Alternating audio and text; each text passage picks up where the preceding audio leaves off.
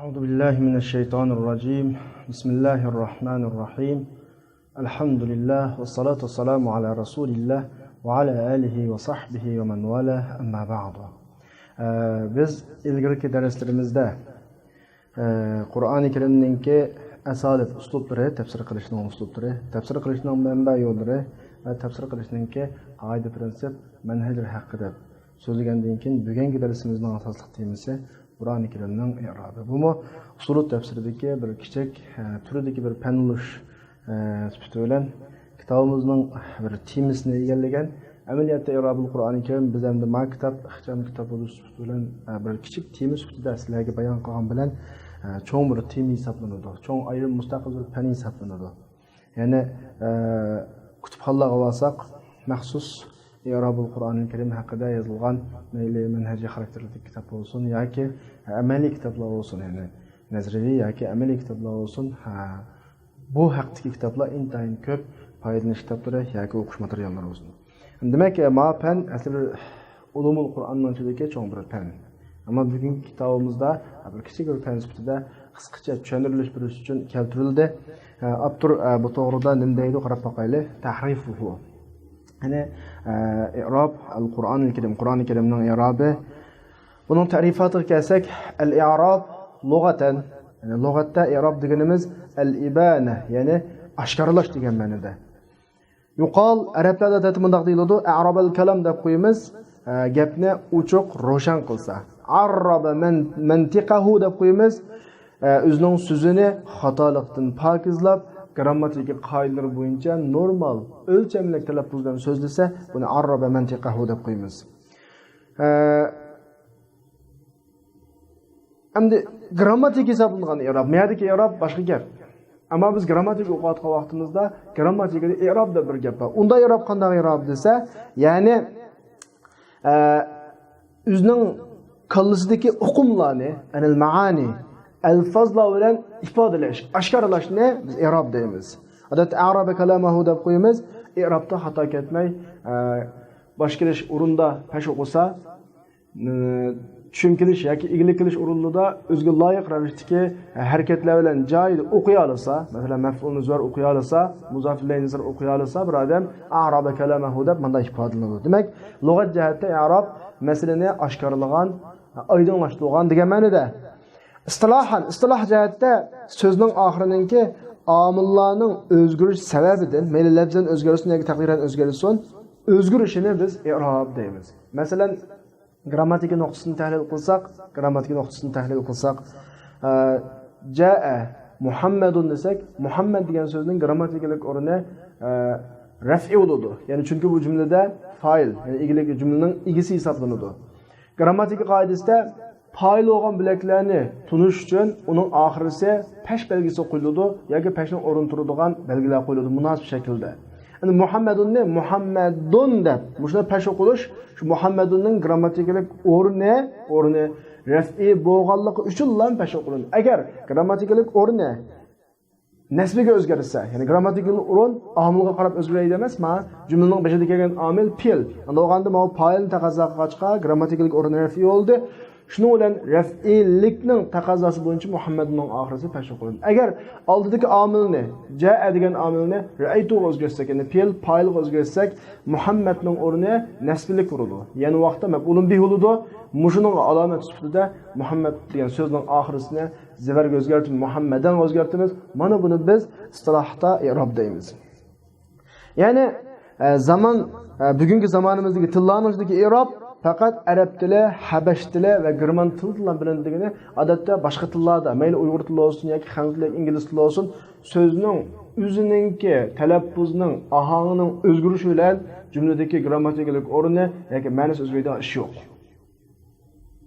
Ya oldiga qo'shimchalarni qo'shadi, ya jumladagi o'rnini o'zgartirdi, shu orqali ifodalanadi. Ammo arab tilida jumladagi o'rni o'zgarmasdi. Qama Muhammadun, ra'aytu Muhammadan. Faqat oxiridagi talaffuzni dun, dan, din o'zgartirish orqali bir so'zning jumladagi grammatikalik o'rnining o'zgarish va shunga qarab, shunga ergashib ma'nosining o'zgarishi faqat arab tili, habash tili, hozir Efiopiyaning tili, andan keyin german tilida, mush 3 xil tilda ifoda bor, qolgan tillarda yo'q, ya'ni ma'alahidlik boshqa tillarda yo'q.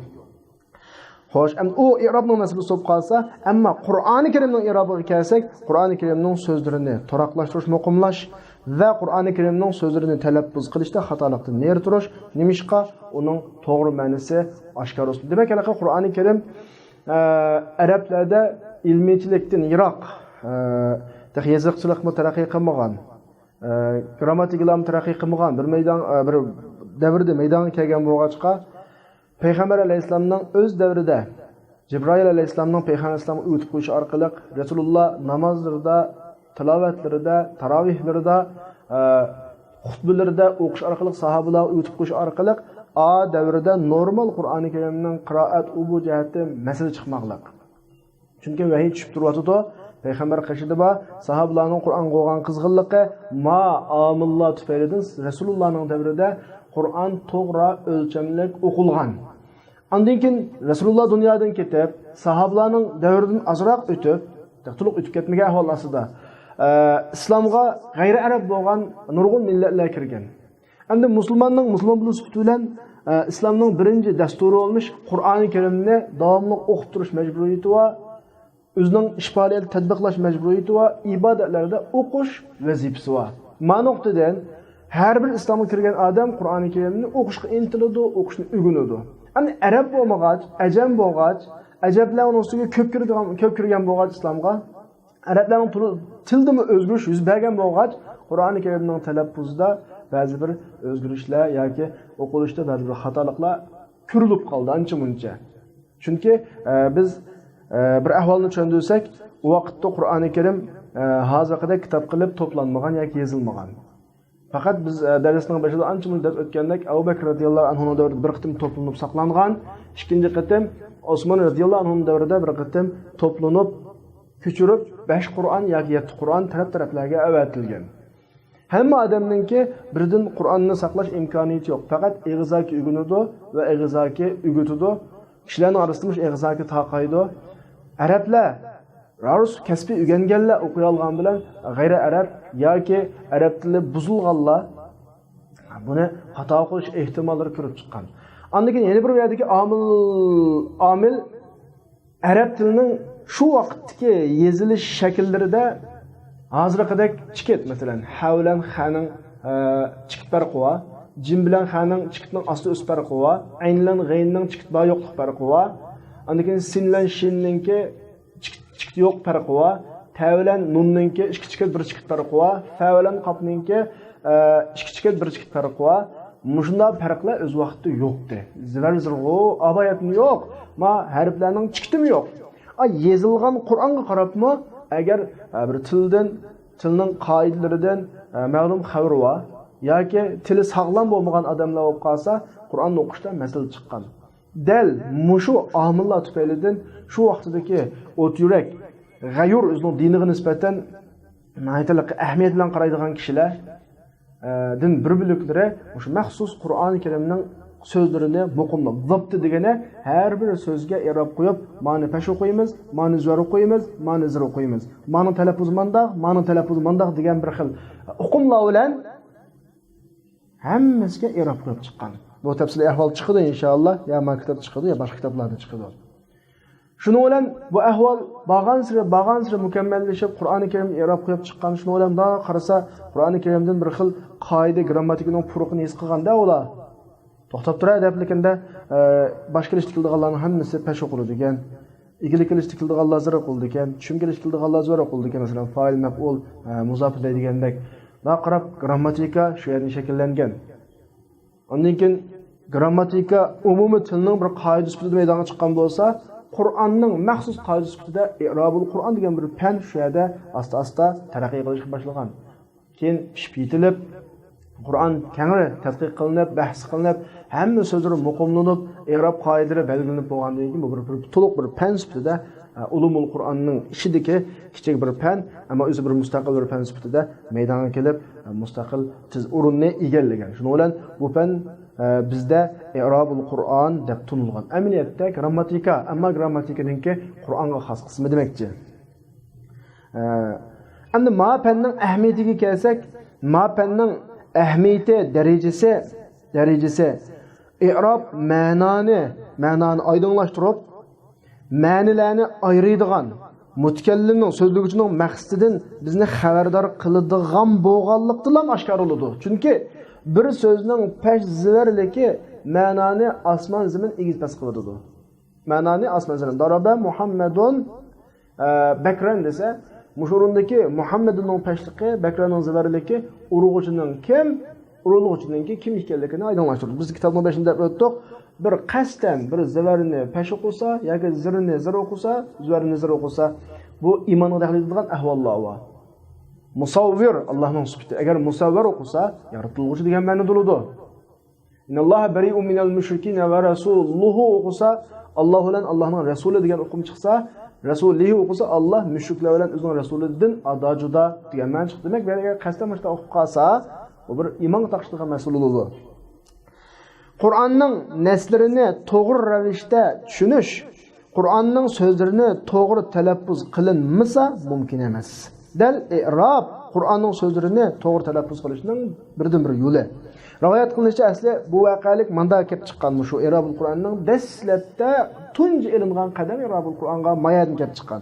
Rivoyat qilinishicha bir Arabiy Amirul Mu'minin Umar radhiyallohu anhuning davrida, xalifalik davrida kelib dedi: "Menga kim Allah Muhammed aleyhisselamga sallallahu aleyhi ve sellem tushirgan narsalarni bilan o'tib qo'ydi, o'qitib qo'ydi degan, Qur'ondan kim menga o'tib qo'ydi?" Shundan bilan bir odam bu kishiga sur barani o'tib qo'ygan. Hali odam manda o'qigan. Innalloha bari'un minal mushrikeen va rasuluhu degandagi va rasuluhu degan lamni zir bilan va rasulihi deb o'qiganda, hali Arabiylarning kallasi tub-tuz. Hamma ishlarga udul muomala qiladigan bo'lg'achqa ma'ni va rasulihi deb o'qigandan keyin ma'no uning kallasiga ta'sir qilganda ta'tir ma'no. Ava qad bari Allohu min rasulihi Viyay, ava degani, viyay degan gapni ta'jibni ifodalashi. Ajaba Alloh o'zining rasulidan ado juda bo'lib munosabatni uzdimi? Agar Alloh o'zining rasulidan munosabatni uzib ado juda bo'ldigan bo'lib qolsa, mana mamnunun ado juda. Demak, mana bir ig'ir masala chiqdi-da. Bu ahvol Umar radhiyallohu anhuga Al-Qarabiyning so'zi yetgandan keyin bu Arabiyni chaqirib ahvolni so'rgan. Fa akhbarahu al-Arabi. Umar radhiyallohu anhuga Al-Qarabiy bo'lgan voqelikni deb bergan. Shuni bilan Umar radhiyallohu anhu deganki, "Laysa hakada ya Arabiy, hoy Arabiy, ahvol bunda emas." Degandan kayfa hiya amiral mu'minin? Unos qanda? Degandan keyin Umar radhiyallohu anhu deydi, "Annalloha bari'un minal mushrikeen va rasuluhu." Deganda Al-Qarabiy unda bo'lsa, men Alloh bilan qasam, Allohning rasuli ado juda bo'lganlardan ado juda munosib o'zi. Demak, nima desa, bir ma'no xato qilishlar madam tub-tuz, ma'laqi oldikeyn o'ylamaydigan odamda birmuncha o'qumining kallasida egizda solib kelgan gapda. Shuning bilan Umar radhiyallohu anhu Qur'onni faqat tilni bildigan odam o'qisin. Nimishqa? Chunki bayon degandek, o'z vaqtida hamma odamda kangre nima yo'q, mushaf yo'q. Mushaf bor deyilgan taqdirdami, Qur'on bor deyilgan taqdirdami, Qur'onlarning zivarisiga zirg'u uyoq tutulsin, chiqitmi yo'q hatto. Chiqitmi yo'q. Unda bo'lgandan keyin agar til o'qimi odamning kallasida muayyan darajada egallangan bo'lmasa, Qur'on qarab xato o'qigan ahvollar chiqadi. Garchi arab bo'lgan taqdirdami. Shunlashqa mana mavo i'robul Qur'onning paydo bo'lishi, o'tirg'i chiqishga tunji turtki bo'lgan bir voqelik. Yahya ibn Atiq deydi, men Hasanga dedim, "Ey Abu Said, bir odam arab tilini o'rganmoqchi ekan, tilda u. Shu orqali to'g'ri talaffuz qilishni istaydi ekan odam va qiroatini shu orqali tuzlaydi ekan. Yuqimu biha qiroatahu." Degandan keyin Hasan dedi, "Ya ibn akhi, do'sa o'rgansin, yoki fata'allama degan o'qitib qo'y yoki." Bir adam oyatni o'qib, u oyatning yo'llarini, o'qish shakl, o'qish qoidalarini bilmaydi, shu oyatni o'qib turib o'zi halok bo'ladi degani, oyat u odamga ta'tir tushunilib qilib, xato o'qiganlik tufayli o'zini o'zi halok qiladi deb manda nasihatlarni qilgan. Andikan i'robul Qur'onning paydo bo'lish va taraqqiyot ahvolini qarasak, lamma tasa'atul futuhatul islamiyya, islom fathilari kengayib, ixtilat al-arab bil umam al-a'jamiyya, arablar ajam millatlar bilan aralashdi va mushu ummatlardan nurg'ullar islomga kirdi.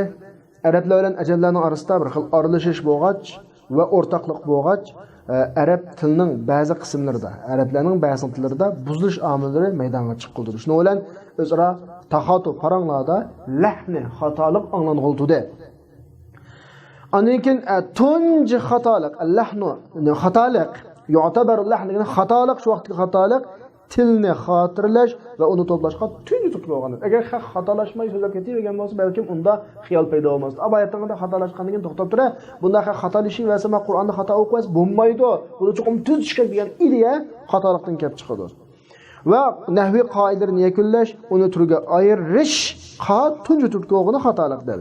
Chunki xatolikning oqoqi yuz bergan hodisalari dal xatarning signaliki, bu xatarning signali bilan arab tili va islomni qo'g'daydigan kishilar, ulul g'ira degani aslida kullash egiz degan gap, qo'g'daydigan bunda qo'g'dash irodasi bor kishilar shuning ovozi bilan qo'zg'alganki, ma xatolik chiqsa bo'lmaydi. Ma Qur'onni qo'g'dash bizning vazifamiz. Qur'onning vasitasi bo'lgan arab tilini qo'g'dash bizning vazifamiz. Til sohasida bunday xatolik chiqsa bo'lmaydi. Darhol tilni qoidasini tuzish, turga ayirish, tilning grammatikalarini muayyanlashtirishga tutish qilgan. Mana bu tunji turtga xatolikdan chiqqan. Xatolik shunday qilishga turtga bo'lgan. Masalan, buning misollaridan birisi Ziyad ibn Sumayya. O'z vaqtida Basraning valisi edi. Abul Aswad Dualini chaqirib deganki, Abul Aswad, ma qizillar demoqchi o'g'ini, ma ajamlarni ko'rsatmoqchi. Ajamlar sal ko'payib arablarning tildan buzvat qilib turdi. Kashki law ma'runi laytimanisa. Kashki kishilar uning orqali o'zini isloh qiladigan, shuning bilan Allohning kitobiga yarab beradigan bir narsani tuzgan bo'lsa, mana bir qoida tuzgan bo'lsa degandan keyin Abul Aswad bunga unamadi. Chunki bu cho'ng mas'uliyatda bu. Hatta oxirisi Abul Aswad bir qorininki innalloha bari'un minal mushrikin va rasuluhu degan oyatni zir bilan lihi deb o'qiyotganligini anglagan vaqtida Alloh azza va jalla o'zining rasulidan adoj davlishdan buyukdir. Azzallohu ayyabra min rasulihi deb mana deb darhol min farihi degan gap darholla Ziyodning qishiga qaytganki qad ajabtuk ila ma sa'al. Sen mendan talab qilganingga hozir ma'qul bo'ldim mana. Va men Qur'oni Karimga i'rob berish bilan, grammatikani Qur'onga i'rob berishdan boshlashni to'g'ri topdim. Bo'lsa menga fab'ath ilayya 30 rajulan. 30 dona odamni avatganligini 30 odam hozirlabdi. Shuning bilan Ziyod 30 odamni hozir qildi. Abul Aswad ularning ichidan Abdul Qays bir odamni tanladi. Eng tili sog'lom demakchi. Abul Aswad shunga dediki, sen Qur'onni qo'lingga ol. Va Qur'onning siyahning rangiga qarshi keladigan siyahdan ol deganda Qur'onning rangiga qarasa sen qo'lingga qizil rang ol. Qur'onning siyahiga rangiga qarshi keladigan siyahni qo'lingga ol. Men ikki kalpukumni assam. Endi manda deyishim sababi chunki hozir zavar zirdab iboralarga atalg'ular turaqlashib ketgan bilan vaqt turaqlashmagan bo'lg'achqa al o'qig'onni nima o'zi demayman hech kim chunki atalg'u yo'q. Shu manda ifodalangan gap. Men kalpukumni assam degani zavar o'qisam demakchi. Sen harfning ustiga bir chikit qo'y. Harfning ustiga bir chikit qo'y. Demakchi o'g'ini dastlab zavar chikitdan boshlanganda agar ikki kalpukumni yumsam, ya'ni o'qisam demakchi. Ya'ni pash o'qisam demakchi o'g'u. Sen harfning oldiga bir chikit qo'y. Demak pash asli harfning oldiga bir chikitdan boshlangan. Agar men kalpukumni ostiga tassam, kasra degan tatish sundirish ma'nosida emasmi? Sen chikitni harfning ostiga qo'yda, tunji arab tilidagi zavar pash mush shaklda qo'yilgan. Ustiga chikit, ostiga chikit, oldiga chikit. Shuning bilan i'robul Qur'on degan fan shu yerdan paydo bo'lgan. Andakin i'robul Qur'ondan nahviy fani paydo bo'lgan. Masalan, nima bo'lsa, i'robul Qur'on bir grammatika. Ammo grammatikaning Qur'onga xos qismi, ya'ni Qur'on bilan qaratilgan bir ayrim bir tur. Shunga uni i'robul Qur'on deb ayrim atishimizning sababi shu. Endi ma fanning paydo bo'lishi, innama unshiya hadal ilmu, ma fan paydo qilinishi dal Qur'oni Karimni shuning so'zlarida xatolik chiqib ketishdan qo'g'dash uchun paydo bo'lgan. Shundaki uning doirasi kengayib, yozuvchilar asarlarni yozgan bo'ldi, tadqiqot qilganlar tadqiq qilgan bo'ldi. Buni bugungi kunda kitobxonlar qarasak, arab tilining grammatik kitoblari to'pi bilan hatto ismini o'qib bo'lmaydigan darajada kengaydi. Endi Qur'oni Karimga i'rob berish masalasiga kelib, Qur'oni Karimga i'rob berguvchi nimalarni bilish kerak desak, mayajibu alal mu'rif ma'rifatuhu. Ya'ni Qur'oni Karimga i'rob berguvchi bilishga tegishli ishlar. Yajibu ala man arada khawda. Ya'ni mushu ilmning do'lqinlariga cho'kmoqchi bo'lgan odamga bir qancha ishlar vojib bo'lgan bo'lib, buning eng muhimlari tuvandagi 7 turlik ish. Birinchisi, bu osmo mushu i'rob berguvchi tunji vojib bo'lib, o'zi i'rob bermoqchi bo'lgan so'zning mayli mufradan kan degani so'z olsun yoki i'rob berishdan murakkab jumla qurilma jumla olsun i'rob berishdan ilgari ma'nosini tushunilishi kerak. Chunki ma'noni o'qimagan narsaga i'rob bermaydi. Chunki u i'rob ma'noning far'isi. I'robni ma'noni o'qimaganda i'robni tahqiq qilinmaydi. Shunlashqa suraning Favatih boshlanmalariga alif, lam, mim, kaf, ha, ya, ayn, sad degan ma'nosini o'qimaganga i'rob berolmaydi. Durust emas. Agar biz uni Alloh o'z ilmiga tanlagan mutashabih deb qarasak, buni unga i'rob berolmaydi. Endi shunda bo'lganda i'rob tafsirining o'xshamasligi o'xshamaydigini, ma'no o'xshamasligi bilan i'robni qanday qilmaydi? O'xshamaydi. Ikkinchi bilib olishga tegishli muhim qoida shaz tillarga qaratilgan i'roblarni yaratirish. Endi grammatika bir tilning umumiy qoidalarini yakunlagan fanlar bilan tilning hamma sohalarini o'z ichiga olish notayin. Til deganda qoidaga tushmaydigan taraflar bo'ladi. Va umumiy qoida tushmaydigan taraflar shaz degan atalg'i bilan bir qilibliqlar qamdi. Shunda olganda Qur'oni Karimga yarob berishda shaz degani yot qoidadan sirt taraflarga ma'andakan aprashqa bo'lmaydi. Nimishqa? Chunki Qur'on Quraysh tilining eng fasih, eng o'lchamli tildan tushdi. Cho'qim qoidaga tushdi degan. Shu Allohimiz Zamaxshari o'zining tafsir kashafida deydi, Qur'onda faqat kengri umumlashgan, mahva fashin degan umumlashgan. Arablarning fasihlarining tillarida qanaqayotgan, joriy bo'layotgan, doir degani qo'llanilayotgan, aylanayotgan lirg'ila amal berishga bo'ladi. Degani cho'qim i'rob berishda, cho'qim o'rtaq tilning, ya'ni o'lchamli tilning qoidasi bo'yicha i'rob beramiz. Duna shaz qoidalarsiz va kam topiladigan qoidalarsizki, faqat bir yoki ikki o'rin topiladigan bunday qoidalarni Qur'onga kelib i'rob berga olmaydi deydi. Mana ikkinchi alohida diqqat qilish nuqta.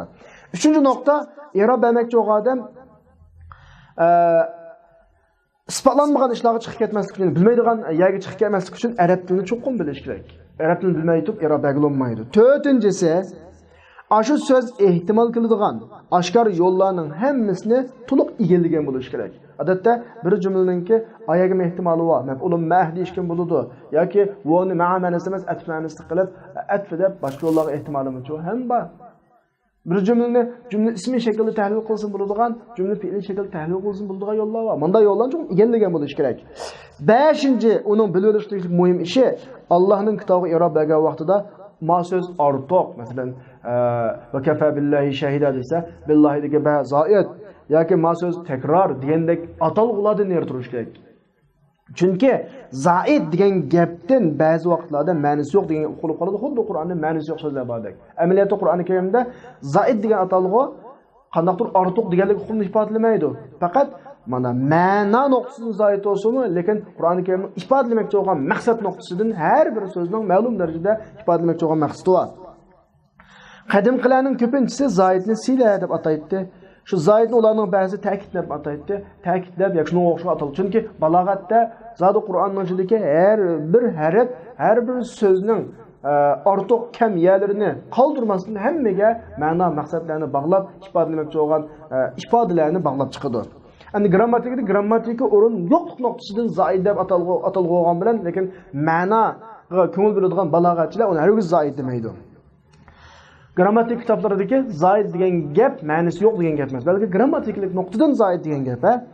6-chi, mu'rib bilishga tegishli 6-chi muhim ish cho'qim Qur'oni Karimning xash shakliga alohida rioya qilish kerak. Ya'ni Qur'oni Karimning rasmul mushafda bir fan va ya'ni shu ulumul Qur'onda Qur'oni Karimning xash shaklini bahs qiladigan. Ondan keyin va min thamma shunlashqa salsabil degan so'zda bu degan buyruq jumla, ya'ni sabil degan gap, sal degan sa'alardan chiqqan buyruq fe'l, sabil degan yo'l degan gap, yo'l so degan gap degan odam xatolashgan bo'ladi. Chunki agar salsabil bo'lsa, mafsul shaklda sal ayrim, sabil ayrim yozilibdi. Mana ulab yozilganligi ma ayrim bir ma'noga salsabil bir ichimlikning ismi. 7-chi, bilib olishga tegishli muhim ish, ba'zi vaqtlarda ma'no bilan i'rob bir narsani talashib qoladi. Oyatning umum ma'nosini manda shaklda i'rob beramiz desa, ammo grammatikalik i'robning taqozosi buningga ahil shaklda i'rob berishni taqozo qiladi. Shu vaqtida qanday qilamiz desa, ya'ni bi ayyujat jumlada munda ahvol topiladi-ki, ma'no bir ishga chaqiradi, i'rob u ishni qanday qiladi, tuzadi. Munda vaqtda talashib qolgan vaqtida val mutamassak bihi, ya'ni shu yerda tutiladigan, bizning tutadiganimiz ma'noning sahihligi. Biz ma'noni asossiz qilamiz. Ana i'robchi desa, i'robning sahihligiga ta'vil qilinadiganini i'rob yo'llarini boshqacha tahlil qilsak bo'ladi. I'robni boshqacha, chunki grammatika degan bir tildan yakunlangan bir yakun bas. Uni ahil shaklda yakunlasa bo'ladi, mahil shaklda yakunlasa bo'ladigan yo'llar bor. Ibn Jinni davatida ma bir o'rin bo'lib, Abu Ali, ya'ni o'zining ustozini demakchi. Buning odatlangan, buni ko'p bilatdi va shunga murojaat qilishga avatla degan boshqalarning hammasi shu uni marja etdi boshqalarningki va buningda nazar tashlashga boshqalar tarafidan tavob iltof degani boshqalar uni o'ziga nisbatan bir marja sifatida muomala qiladi. Bunda bo'lishi siz deydi. Mushu mayli mansur nasr shaklidagi iboralar bo'lsin yoki manzum nazmi shaklidagi iboralar bo'lsin, buning ko'pinchisida i'rob bilan ma'noninki tortishib qolganligini ko'rasiz. Ma'u sizni bir ishga chaqiradi, ma'u sizni bir ishdan to'sadi. Qachoniki bu ikkisi bir jumlani kalamanma talishib qolsa, amsakda siz bi urvatil ma'noki ma'noning tutqisini chaqirasiz. Ma'noni asos qilasiz. Va i'robni to'g'rilash uchun shu vaqtda qanaqa qilsangiz bo'ladi, bahsingiz. Irtahta degani shunga amal qilib, chorlarni izlab, uni tutish qilsangiz bo'ladi. Irtaha tutish qilgan o'zi oromida rahat mangan degan ma'noda. Buning misoli innahu ala raj'ihi laqadir yawma tublas sarair degan oyat. Ma oyatdagi yawmdan iborat zarb bor. Yawma tublas sarair. Ma'na masdarga munosabatli ekanligini taqozo qiladi raj'iga. Uni tarjima qilgan vaqtda Alloh sirlar etiladigan kunda shu insonni tirildirishga qodir. Kun raj'ihining zarfi bo'ladi. Sirlar etiladigan kunda qaytirishga qodir degan bo'ladi. Qaytirish sirlar etiladigan kunda bo'ladi. Ya'ni Alloh uni shu kunda qaytirishga qodir degan ma'no. Lekin i'rob bundan tuzudiki, i'rob masdar amal qilmoqchi bo'lsa, ma'mul bilan masdarning o'tirig'iga fasil chiqib qolsa bo'lmaydi. Ya'ni masdar bilan masdarning ma'mulining o'tirig'iga fasil chiqib qolish durust emas deb i'rob bu raj'ihining maf'ulun fihsi emas yawma deb mana qaraydi. Qanday qilamiz? Mana shu. I'rob undan tuzudi desa, biz i'robga yil ishlatimizdagini chor tadbir qilib boshqacha amal qilamiz. Nahtal amal qilamiz. Ya'ni buningdagi omilni yushrun fil qilib. Odat grammatikada tafsir qilib turish sharti hozirlansa, taqdir qilinsa bo'ladi. U o'simi yarji'una. Ya'ni innahu ala raj'ihi laqadir yarji'uhu yawma tublas sarair. Yoki yurji'uhu yawma tublas sarair deb mana shaklda tafsir qilinsa bo'ladi. Grammatikaga manda amal qilib turib, ma'noni shu ma'noga asos qilib ma'nayveramiz. Ya'ni ashu masdar raj'ihi degan masdar haliqi pilni dalolat qilib turadi. Chunki buni grammatik o'qollarning hammasi aydin biladi. Va ya'ni raj'ihi yarji'uhu dalolat qiladi. Qanday dalolat desa, pil o'zining masdariga dalolat qilgan tariqada nurg'un yerlarda ba ahvoli. Bu bir misol. Yana bir misol. Innal ladzina kafaru yunadawna lamaqtullahi akbaru min maqtikum anfusakum iz tud'auna ila al-iman fatakfurun degan oyatni bir mulohaza qilib. Ibn Jinni davatida iz tud'auna ila al-iman fatakfurun degandagi iz lamaqtullahi munosabatlik. Munosabatlik degani ma'no shunga bog'liq. Uni tarjima qilib boqaylik. Kafirlar shundan nido qilinadiki, sizlar iymonga chaqirilib kofirga vaqtidagi Allohning sizlarga qilgan g'azabi, sizlarning bugun do'zaxning oldiga kelib, o'zinglarning qilgan g'azabidan ortiq. Sizlar bugun hay isit nim deb yaxshi amal qilmagan bo'g'iydiq, ma bugun do'zax kirgizib qiladigan bo'ldik deb o'zinglarga achchig'lanyapsizlar. Ma achchig'inglardan o'z vaqtida sizlar iymonga chaqirilib, sizlar uni inkor qilib kofir bo'lib, qilgan vaqtingizda Allohning g'azabi olchung deb lamaqtulloh İzduda'una'nınki misuludu amili. İzduda'una zarif mef'ulun pih, lemaqtullah'nınki mef'ulun pih suludu. Yani ulağı diludu ki Allah'ın sizlerin imanı çağırıp sizler kaproga vaqtiki gazipi, sizlerin hazır bugün üzerine qilgan gazipi aldın çoğun degan bu da ayetning ma'nosi. Lekin ma ma'nan ayetning ma'nosi shu. Lekin sen meseleni mujning hamla qilsan degani ma'noni mush bo'yicha olsang, ya'ni bu yerda fasli silulan, izni ibrat silulan mavsul. Lamaqtullahning o'tirg'i fasli chiqib qoladi. Lekin sen masalani mushnunga qarasang, mushnunga hamla qilsang, mush bo'yicha olsang ma'noni, bu yerda izdin iborat silulan, lamaqtullahdan iborat mavsulning o'tirg'i fasli chiqib qoladi. Bu ma'no xato u grammatikada. Ma'no shu taqozo qilyapti, grammatika ma'no xato deyapti. Unda o'z qanday qilamiz? فإذا كان المعنى معنى اشتوغا ekan va i'rob tarafi bundan to'sqa ekan. Ma'no shu, ammo i'rob bundan to'sqa ekan. Qanday qilamiz desa, biz ma'noni asos qilaveramiz, grammatikalik qoidalarni bu yerda bir taraf qilamiz. Admarta, bir nasibdan birini, omildan birini taqdir qilib turamizki, zarfni o'ziga oladigan, masdar dalolat qiladigan. Xuddi oxirida maqatakum isutum. Bunda innallazina kafaru yunaduna la maqtullahi akbar min maqtikum anfusakum maqatakum istad'una ila al-iman fatakfurunda istad'una amilini ayrim yani tildan birini ayrim akabirib grammatikaning davosini hal qilamiz. Grammatika voy istud'una maqulun fi maqtullahu maqulun fi bulanmaydi. Anasiz bulanmaydi, zarf bulanmaydi. Chunki o'tirda fasl va desa, maqulunda bo'lsa istud'unaning oldiga maqatakum yoki maqtuhu la maqtul yoki maqatallohu degandek, maqatallohu iyyakum degandek yoki maqatakum degandek mazidin birini, fildan birini aklab o'tib grammatikaning masalasini, davosini hal qilib beramiz. Xolos. Yuqoridagi ikki misoldan i'rob bilan ma'no ikki ishni talishib qolgan vaqtda ma'noni asos qilamiz, i'robga amal qilamiz. Ba'zida arablarning so'zida bu ma'no tafsiri deb qo'ydi. Bu i'rob tafsiri deb qo'ydi. Degini o'tirgi farq nima bo'lsa, o'tirdagi farq i'rob tafsiri deganda cho'qim grammatik penini mulohaza qilish kerak. Ma'no tafsirida uning qarshilik qilish ta'sir etkazmaydigan ma'noni asos qilib manaveradi. Ba'zi nuqtalar grammatikaga qarshi zid gap qolgan taqdirda. Endi bu Qur'onga munosabatlik muhim bir fan bo'lish bilan bu nurg'un kitoblar yozilgan, mushayyiq yozilgan asarlarga kelsak, bu fan sohasida yozilgan asarlar intayin ko'p bo'lib, buning yozuvchilari xilma-xil yo'nalishda mangan, ularning ichidan Qur'oni Karimning i'robi bilan to'xtaganlari va Qur'oni Karimning mushkalligi to'xtaganlari va degani qiyin tushunish, qiyin taraflarga ham to'xtaganlari va Makkaga o'xshash. Ularning ichidan Qur'oni Karimningki g'ariyat so'zlariga i'rob berishga to'g'ri bo'lganlarimi bor, Ibn Ambariga o'xshash, Al-Bayan fi Arab g'aribul Qur'onga o'xshash. Ularning ichidan qiroat yo'llarining o'tirini, i'robning o'tirini to'plaganlari va ma'nil Qur'onga o'xshash Farraninki, Ibn Jinning Muhtasabga o'xshash, Ibn Farisning Hujjatga o'xshash. Har holda xilma-xil yo'nalishda yozilgan kitoblarning eng muhim deb qaralganlari tuyandagi 9 turli kitob. Ya'ni mushu fanda yozilgan kitoblar yozgan kishilarning qatoridan shu 1, 2, 3, 4 deb 9 turli kishilarni deb o'zingizlar ko'rsanglar bo'ladi. Bundan boshqa asarlar intayin ko'p, xuddi Ibn Suyuti degandek afradahu, ya'ni bir bo'lik kishilar, haloyiq degani bir bo'lik kishilar bu fanni mustaqil yozdi. Ularning qatoridan Makkiva ataning ismi. Buning mushkal kitobi, mushkal haqida maxsus keliglik Xofiva. Buning kitobi kitoblarning eng ro'shan kitob Abul Baqo Akbariva. Bu eng dangli kitob Saminva. Ma kitob Mustahali kitobining eng yaxshisi. Ya'ni garchi buningda ancha-muncha hashv tatvil bo'lishlar birga deydi. Shuni bilan bugungi i'robul Qur'on haqidagi darslarning mazmuni shundan oxirlashdi. Va axiru da'vana alhamdulillahi robbil alamin.